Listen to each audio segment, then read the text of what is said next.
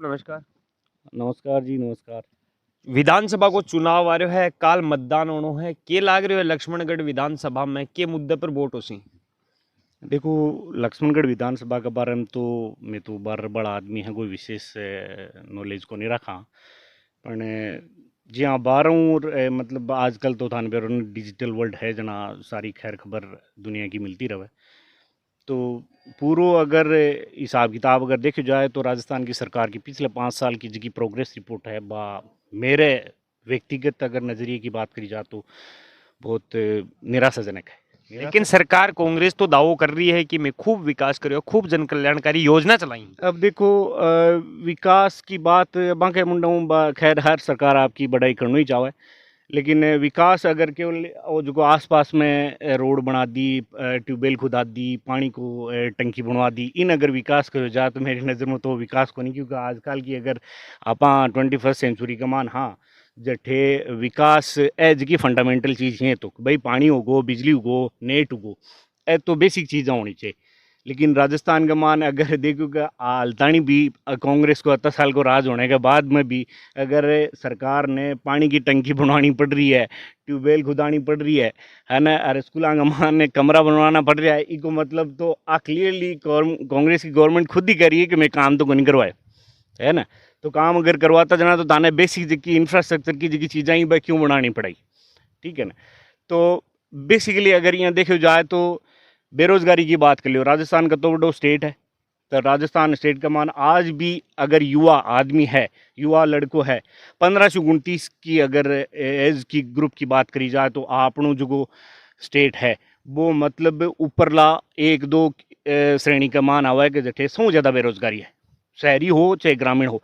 क्या होगा कि भाई अब राजस्थान सरकार को एक बिना मतलब विधानसभा में भी एक सवाल के जवाब में सरकार खुद ही कह रही है कि भाई वहाँ के पास में फिलहाल एक 18 लाख 18.5 लाख बेरोजगारों की सूची है बांगन, वहाँ का मानो 14.5 लाख ग्रेजुएट है और 1 लाख तो पोस्ट ग्रेजुएट भी है। तो देख लो कि अब 14.5 लाख आदमी की ग्रेजुएट है, 1 लाख पोस्ट ग्रेजुएट आदमी है, बान सरकार 3-4 हज़ार रुपया मन्ने का दे की 2 साल के लिए अरे एक झुझुनु पकड़ा के रिया कह रही है कि भाई मैं थारो ध्यान रख रहा। आज को जो युवा है बिन्ने 2-3 हज़ार रुपयों मांग नेट को रिचार्ज को नहीं हुआ, लाइफ स्टाइल मेंटेन को नहीं हुआ, और आप पढ़ाई के ऊपर आज तरह को क्या खर्चा आजकल के ज़माने का मान जिया की पढ़ाई है। राजस्थान देखो, राजस्थान का मान मैं एक छोटी सी सिंपल सी बात करना चाहूँ, अठा वो लोकल विधायक गोविंद जी डोटासरा की बात कर लो, चाहे विधानसभा की खुद की बात कर लो, आज तक के एजुकेशन के मामलों में कितनी सारी डिबेट हुई विधानसभा में, और राजस्थान का मान स्कूलों की कॉलेजों की स्थिति देख लो। राजस्थान को युवा है बिना कोई भी तरीके की टेक्निकल पढ़ाई के लिए इंजीनियरिंग कॉलेज राजस्थान में कतीक है, और राजस्थान का जो इंजीनियरिंग का ग्रेजुएट थी बट टाबर पढ़ाई के लिए आप डेटा है खुद उठा के देखो कि भाई राजस्थान को जो टाबर आपने कोटा की बात करो कि 2 लाख टाबर पर ईयर राजस्थान का मान है पूरे देश में आवे पढ़वा की खातर, लेकिन राजस्थान खुद राजस्थान का मान है इंजीनियरिंग की कोई व्यवस्था नहीं है, मेडिकल की कोई पढ़ाई की उच्च पढ़ाई की कोई व्यवस्था नहीं है। आने के चाहे नेता ने के चाहे कि भाई ठीक है युवा आदमी एज का नेता के पीछे जगह घूम रही है जी की यंग ब्रिगेड, वह आदमी क्यों घूम रहा है, वहाँ के पास में बेसिक चीज़ रोजगार को नहीं।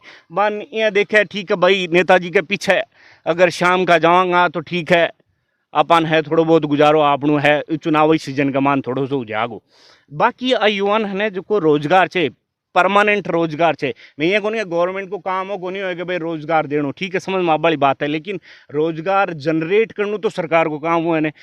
राजस्थान तो बड़ो जियोग्राफिकली तो बड़ो हो कि पॉपुलेशन वाइज भी तो बड़ो हो कि राजस्थान में कितना उद्योग धंधा है।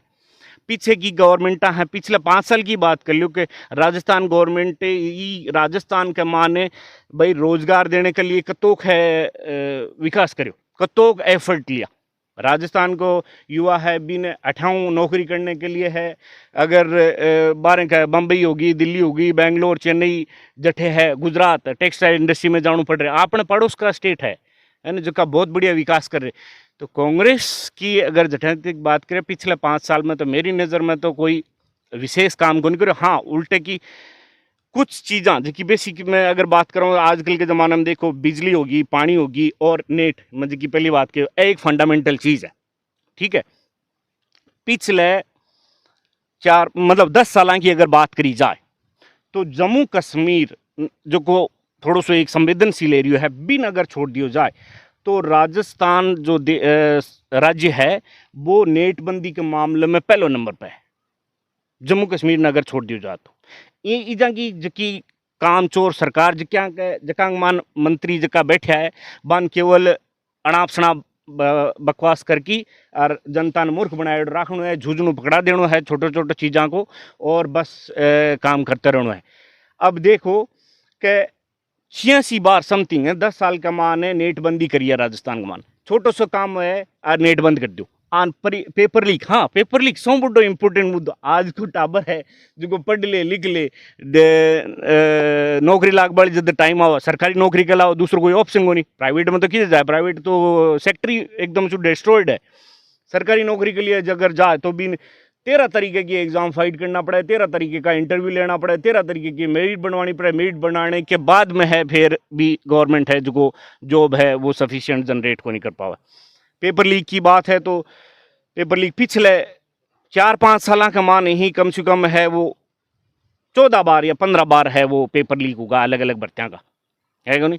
और बावजूद नेटबंदी करने के एक दिन नेटबंदी करे जो ना राजस्थान तो बड़ो स्टेट है कमान भी करता आज अपन बेरो है कि हर चीज़ डिजिटल हो है, हर चीज़ है वो मोबाइल के एक इशारे के ऊपर हुआ, नेट के बिना कोई काम हुआ को नहीं था, लोग काम भी नेट के बिना को नहीं चले।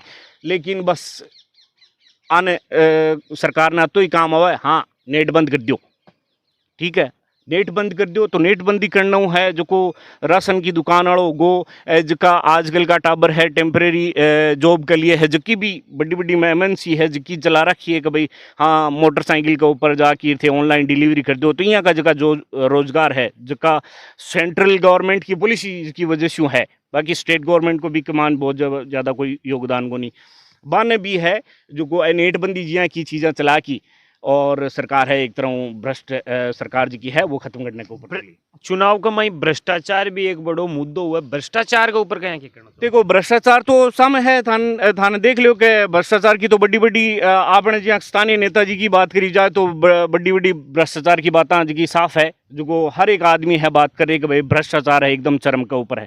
और राजस्थान का देखो मेरे नजरिए पॉइंट ऑफ व्यू अलग हो उसका है ना, मैं दूसरा की नज़रों मतलब मेरे विचार को नहीं उसका मेरी नज़र में एक स्थानीय विधायक अगर कोई आदमी ने पर्सनल हित ध्यान में रखी अगर वोट देने के लिए या फिर आपको वोट बैंक बनाने के लिए अगर कोई बात के लिए लालच दे रहे तो वो सौ बड़ो भ्रष्टाचार है।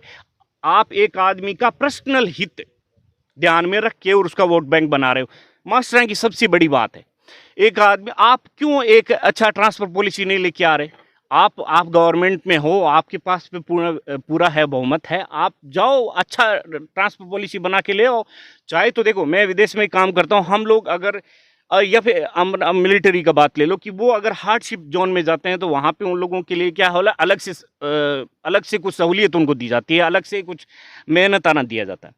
हम लोग वो हार्डशिप में जाते हैं तो हमको भी एक अलग से मेहनताना मिलता है। अगर यहाँ की गवर्नमेंट इन सब ऑप्शंस को ध्यान में रखते हुए एक अच्छा एजुकेशन ट्रांसफर जो मास्टर्स का है जितना भी अध्यापक लोग हैं उनका एक ट्रांसफर पॉलिसी लेके आए तो ये सारी समस्या की जड़ है वो खत्म हो जाएगी। लेकिन उनको पता है जो विधायक जी हैं नेताजी हैं और जो सरकार है उनको भी अच्छे से पता है कि अगर उन्होंने इस समस्या का समाधान अगर निकाल लिया तो हमारा जो वोट बैंक है वो तो ख़त्म ही हो जाएगा। कोई मास्टर है वो आज के दिन मजबूर सा फील कर रहा, वो चाहते हुए भी जो तत्कालीन जो वर्तमान सरकार है उसके खिलाफ या फिर स्पेशली मेरे एरिया की बात करूं तो मैं जितने मेरे मित्र जितने भी अध्यापक बंधु हैं उनसे मैं अगर राय जानना चाहूँ तो उनके दिल में कुछ और है लेकिन वो बात जुबान पे नहीं आ सकती, इसलिए नहीं आ सकती कि वो मजबूर है ना, उनको मजबूर इसके लिए कि कहीं ना कहीं जिनका ट्रांसफ़र हो गया वो तो इसलिए ऐसे मजबूर हैं कि यार चलो ठीक है एक एहसान हम पे कराए, लेकिन वो एहसान नहीं है। और जिनका नहीं हुआ वो इस उम्मीद में है कि कहीं ना कहीं अगर हाँ वापस से सरकार आ गई या फिर भय भी होगा कि भाई वापस से सरकार आ गई तो हमारा ना कहीं पे काम थोड़ा हो जाएगा। दोनों पार्टियों का मैनिफेस्टो जारी हुए हैं, बा मैनिफेस्टो में किया के देखो मैनिफेस्टो की बातें हैं ना ये एक तरह से केवल जनता को थोड़ा सा एक दिखाने के लिए दिखावा है। अब पिछले मैनिफेस्टो की बात कर लो ना, पिछले मैनिफेस्टो में पहला मुद्दा क्या था? कर्ज माफी। कर्ज माफी, कितने किसानों की कर्ज माफी हो गई? किसी किसान का आपने इंटरव्यू किया अभी तक कि भाई हाँ मेरी कर्ज माफी हुई है? करा है क्या? मेरे हिसाब से तो नहीं हुआ। मैंने जहाँ जितनी न्यूज़ पढ़ी है, शायद ही मेरे गांव में तो क्या हो गया, कोई गिनती का एक दो किसान अगर अपवाद के तौर पे आपको मिल जाए तो बात अलग है, लेकिन ज़्यादातर लोग हैं उनका किसी तरीके का। और देखो, मैं तो पहली बात तो ये बोलता हूँ कि ये जो फ्री बीज है ना, ये भी एक तरह से, ये तो राज्य पे है, एक तरह से भार है। आप ऐसे रोजगार लेके आओ। मैं तो सबसे बड़ी बात ये कहता हूँ कि देश की सबसे बड़ी संपत्ति है ना, वो है युवा। ठीक है, आप युवा के लिए रोजगार लेके आओ, आप युवा को अच्छा शिक्षा दो। ठीक है ना, आप शिक्षा की अच्छी व्यवस्था करते हो, आप युवा को अच्छा रोजगार अगर देते हो, तो देश के ये किसानों को और इनको फ्री बीज की जरूरत नहीं है। देश का किसान इतना आत्मनिर्भर अपने आप हो जाएगा, अच्छे बच्चे अच्छे पढ़ेंगे, अच्छी टेक्नोलॉजी आएगी, अच्छे कृषि के संसाधन होंगे, तो हम लोग खुद है वो आत्मनिर्भर हो जाएंगे। ज़मीन तो भगवान की दया से हमारे पास में पहले से काफ़ी है, और अभी से हम लोग सर्वाइव तो कर ही रहे हैं, लेकिन ये सरकार का कितना कुछ योगदान है इस चीज़ों में। ये जो अभी आप तक ने बताया कि ये समस्याएं बताई हैं, लेकिन आप जैसे अभी मीडिया के माध्यम से, अपने चैनल के माध्यम से क्या अपील करना चाहेंगे कि जनता को किन मुद्दों पर मतदान करना चाहिए? मुद्दों पे मैं तो यही कह रहा हूँ कि सबसे पहले गवर्नमेंट का भी यही, खासकर मेरे युवा साथियों से मैं ये अपील करना चाहूँगा कि आप इन नेताजी के पीछे जो झंडा लेके, बड़ा सा झंडा लेके पीछे हो रहे हो ना, इन पे झंडा पीछे लेके मत हो। आप इन लोगों से कड़वे सवाल पूछो, इनसे आप पूछो कि आप हमारी शिक्षा व्यवस्था को सुधार करने के लिए क्या प्रयास करने वाले हो, आप हमें रोजगार जो भविष्य में बेहतर मिले इसके लिए आपके क्या प्रयास रहेंगे। अगर आप फिर से रोजगार में हो तो आपका रोजगार है वो बना रहेगा, उस पे किसी भी तरीके की आंच नहीं आएगी। उस पे क्या आपके प्रयास हैं? नेटबंदी जो हो रही है उस पे, उसको सुलझाने के लिए आप लोकल स्तर पे क्या करने वाले हो? पेपर लीक जैसी समस्याएं हैं, आज घोटाले की बातें बहुत सारी हैं, मैं उन चीज़ों में नहीं जाना चाहूँगा, वो जांच का विषय है, लेकिन पेपर लीक जैसे विषय हैं वो गंभीर स्तर पे उन पे वाद विवाद करने की ज़रूरत है सरकार को।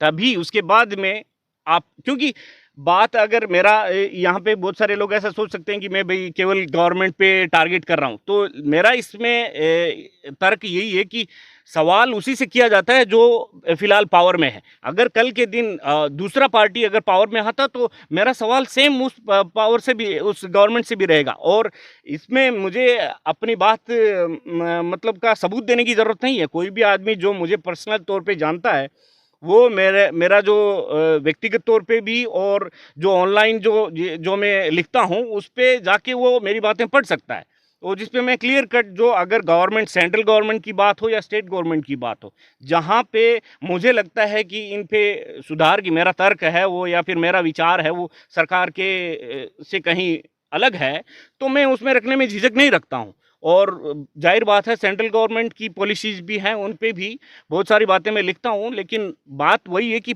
सवाल उसी से किया जाएगा जो पावर में होगा। अभी फिलहाल जो आदमी पावर में नहीं है उससे सवाल करके क्या फ़ायदा। इस बार क्या लगता है राजस्थान का मूड क्या है? देखो, मूड की बात ये है, वो तो जनता पे है। अभी 25 तारीख कल ही है, तो कल सामने हो जाएगा, लेकिन मैं चाहता हूँ कि जो भी सरकार पावर में आए, है ना, वो इस देश के, इस प्रदेश के युवा को ध्यान में रख के और उसके बाद में आए।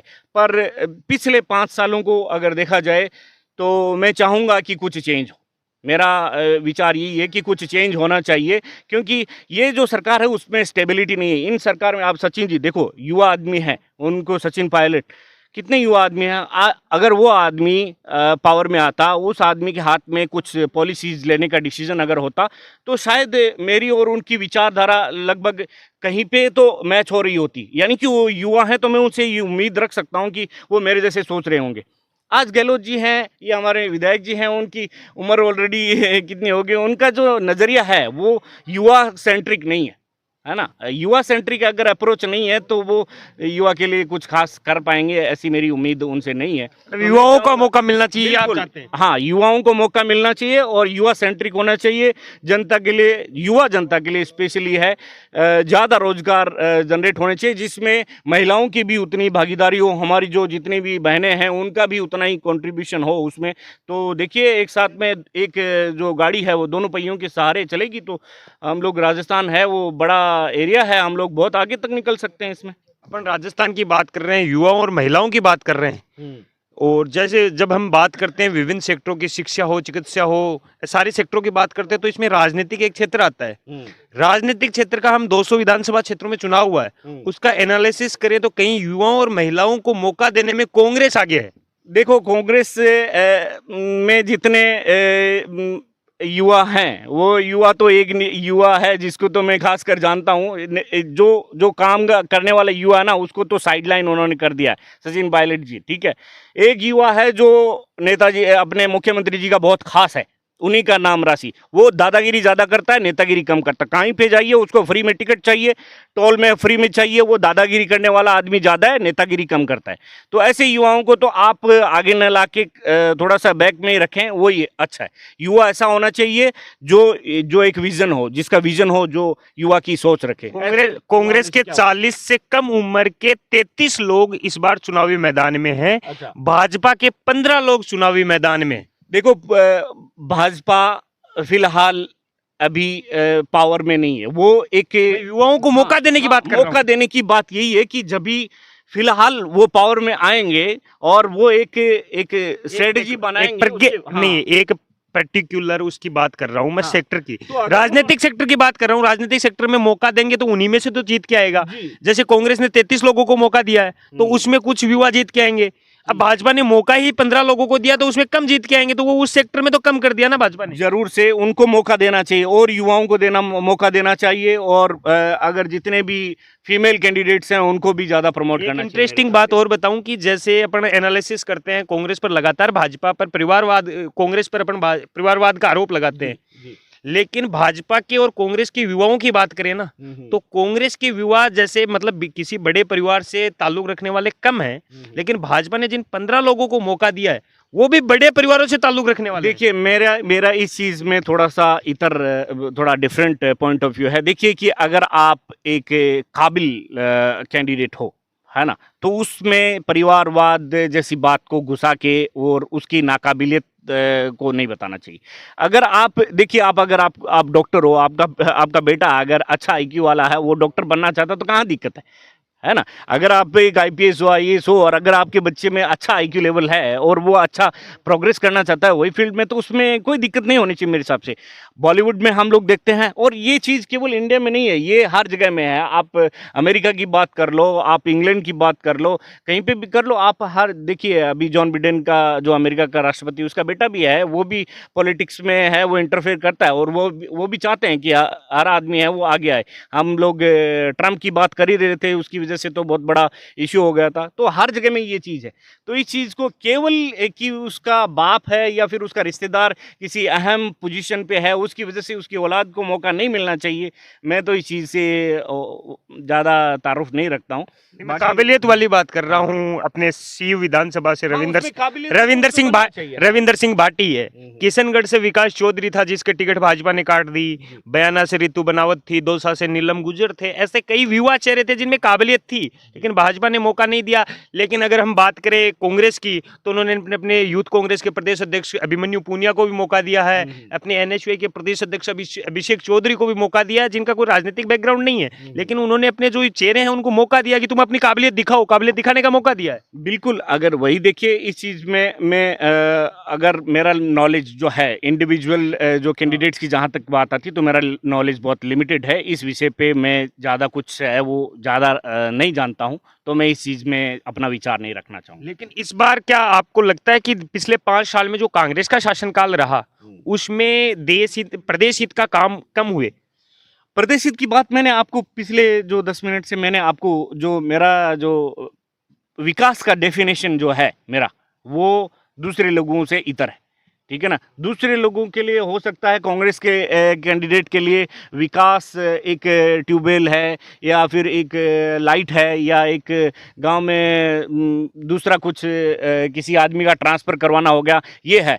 हो सकता है बीजेपी के कैंडिडेट के लिए वो एक राष्ट्रवाद हो गया, या फिर इन चीज़ों पे ज़्यादा बात करना हो गया होगा। लेकिन मेरे लिए विकास है एक आप अच्छा एक इंफ्रास्ट्रक्चर डेवलप करने का, जहाँ पे शिक्षा हो, आप मेडिकल हो, जितना भी चीज़ हो जो रोजगार को जनरेट कर सके। आपने जितना भी क्षेत्र है उसमें उसका युवा है वो इंडिपेंडेंट होके अपनी जो लाइफस्टाइल है वो चेंज कर सके, उसकी बात अगर करें तो वो असल मायने में एक विकास है। इंडिपेंडेंट जो है वो होना, वही विकास है। दर्शकों से जो मतदाता हैं उनसे क्या अपील रहेगी?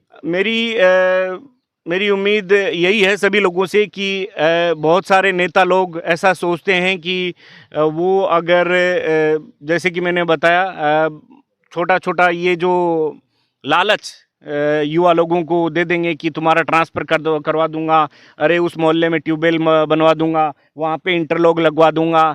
इन चीज़ों पे अगर आप विकास कर रहे हो, ये चीज़ें चाहिए, क्योंकि ये ट्यूबवेल और विकास वाली बात भी मैं थोड़ी सी ऐड करना चाहूँगा इसमें। मेरे गांव की अगर मैं बात करूं तो नेताजी ने हमारे गांव में जितना विकास करवाया है, कुछ 9 करोड़ रुपए समथिंग मेरे गांव में जो पंचायत है, पंचायत नहीं, मेरे गांव में 9 करोड़ रुपए समथिंग है ना, तो लगा दिए। मेरे गांव में 9 करोड़ रुपए का विकास, मैं खुद दावे के साथ कह सकता हूं कि अगर मुझे कोई 9 करोड़ रुपया फंड में दे, ठीक है, तो मैं इस पूरे गांव की काया पलट सकता हूं, ये दावे के साथ कहता हूं मैं, ठीक है ना। यहाँ पे आप खुद युवा हो, आपको खुद को पता होगा एक ट्यूबवेल का बजट लगभग कितना हो सकता है।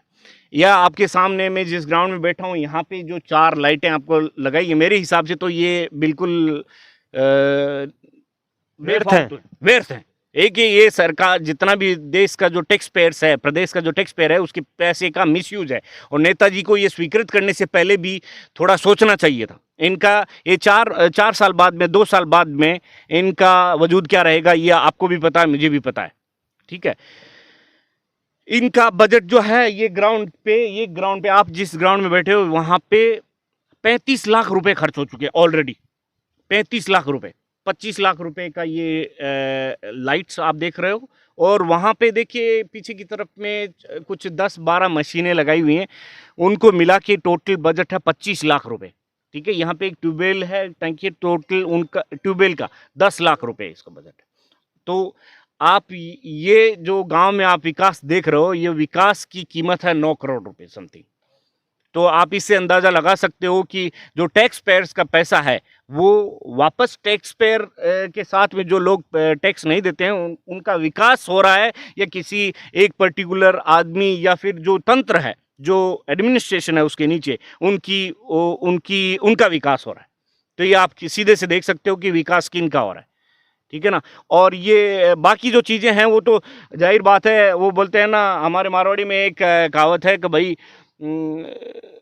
काळ्याकन बैठना तो काळो यूसी है ना, अंडिकन बैठना तो काली, अंडिकन बैठना तो काळो यूसी। तो सीधी सी बात ये कि अगर आम जन में ये ईडी की और ये सब जितनी भी बातें हो रही हैं, या फिर हर आदमी जो भ्रष्टाचार की बात कर रहा है, आपने भी मुझे भ्रष्टाचार से संबंधित सवाल पूछा, ये इसीलिए पूछा कि क्योंकि कहीं ना कहीं आम जन के मानस में ये बात है कि तत्कालीन जो सरकार है वो भ्रष्टाचार में कहीं ज़्यादा है, वो व्याप्त है। तो मोर ट्रांसपेरेंसी नीडेड, यहाँ पे बहुत ज़्यादा पारदर्शिता की ज़रूरत है, और सरकार को है वो जो यूथ सेंट्रिक होने की ज़रूरत है, यही कहना। इस बार लक्ष्मणगढ़ का मूड क्या लगता है? मूड तो देखिए, लक्ष्मणगढ़ वासी हैं, वो खुद बेहतर जानते हैं, मैं तो खुद प्रदेश में रहने वाला तो मतदाता है। हाँ, लेकिन मेरे हिसाब से एक चेंज आना चाहिए। मेरा नज़रिया यही है कि आप वो पानी होता है ना, पानी वो ठहर जाता है तो उसमें आपको पता है गंदगी पनपने लगती है, तो बहती नदी अच्छी लगती है, ठीक है ना, ठहरा हुआ पानी अच्छा नहीं लगता है। तो इस बार थोड़ा पानी को बदलने की ज़रूरत है।